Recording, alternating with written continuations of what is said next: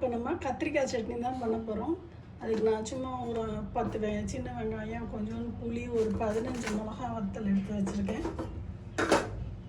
இதில் ஒரு 5 கத்திரிக்காய், 3 இந்த தக்காளி எடுத்து வச்சுருக்கேன். இதை நறுக்கிட்டு வரேன்.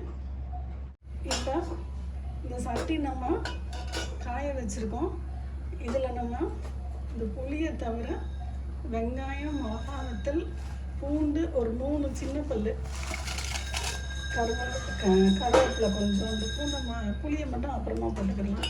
இது வதங்கிட்டு இருக்கட்டும். இப்போ நமக்கு நல்லா வதங்கிட்டு இதை எடுத்து வச்சிடலாம்.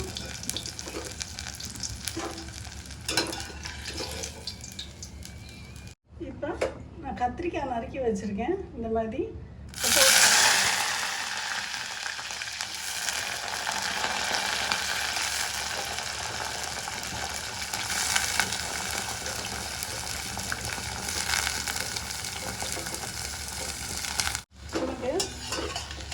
கத்திரிக்காய் ஓரளவு வதங்கி இருக்கு.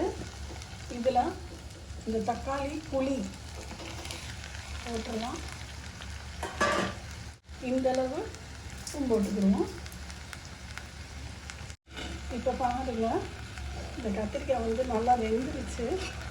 அதனால் இதை நான் பக்கத்து அடுப்பில் எடுத்து வச்சுட்டு இதுக்கு ஒரு தாளி வச்சிடலாம். எண்ணெய் எடுத்து வச்சுருக்கேன். இதில் கொஞ்சோண்டு உளுந்து, கொஞ்சோண்டு கடுகு, கொஞ்சோண்டு பெருங்காயம் போட்டு ஆஃப் பண்ணிடலாம். இது வெடிச்சிருச்சு. நான் அந்த சட்டியில் போட்டுக்கிறேன். இப்போ இதில் கொஞ்சோண்டு எள்ளு வறுத்துக்கலாம்.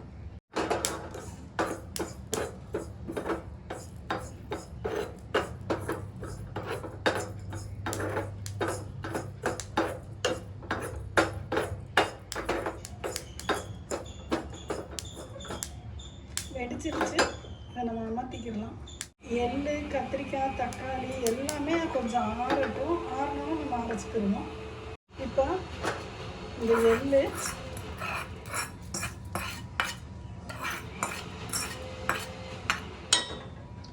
இந்த வெங்காயம், மிளகா வத்தல் இதெல்லாம் போட்டு ஃபஸ்ட்டு ஒரு சுற்றிக்கிடுவோம்.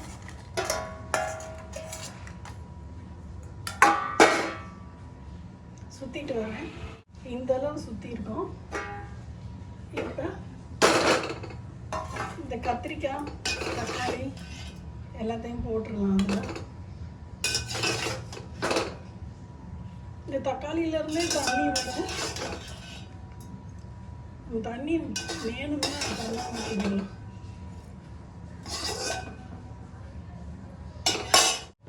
இதில் தேங்காய் இந்தளவு வச்சுக்கலாம். சேர்த்து நம்ம அரைச்சிட்டு வந்துடுவோம். இங்கே பாருங்கள், நமக்கு சூப்பராக அரைச்சிருச்சு. இதை நம்ம ஏற்கனவே நம்ம தாளித்து வச்சுருக்கோம். கடுகு, உளுந்து அதிலே நம்ம போட்டுக்கலாம்.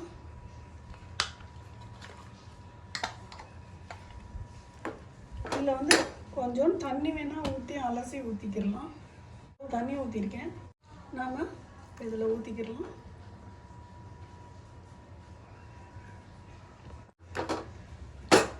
நம்ம நல்லா கலந்துக்கிறோம்.